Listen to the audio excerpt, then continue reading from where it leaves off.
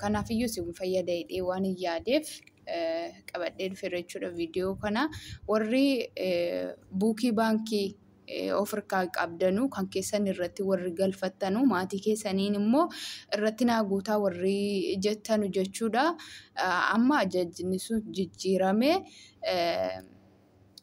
Maatiin keessanii yoo isinii wajjin duraan irratti farramaniiru baankii dhaqanii farramaniiru hin taane buukii keessan irratti dhaqanii irratti isiniif guutuu hin danda'amu kan jedhamu ajajni haaraan bahee jira jechuudha.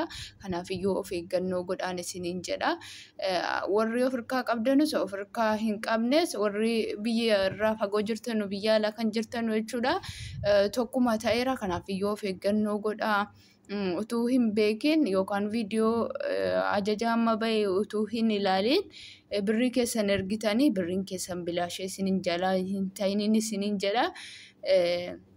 Of eeggannoo godhaa yookiin immoo kanaadha abbaa keessan irratti ergadhaa malee kan keessan irratti ergitanii gaafa galtan irratti guutachuu hin dandeessanu. Birrii amma kama akka ergitan hin beektan waan ta'eef of eeggannoo. Maaliif birrii meeqa irra galfanne jettanii isinii galuu dhiisuu danda'a.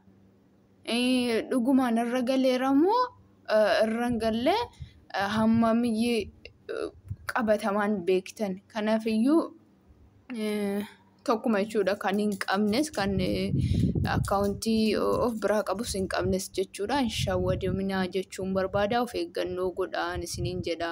Namni kamiyyuu yoo isinii wajjin mallatteesseera ta'e malee dhaqee irratti isinii guutuu hin danda'u akka kanaan dura jedhanii ajaja haaraa baasanii jiran jechuudha.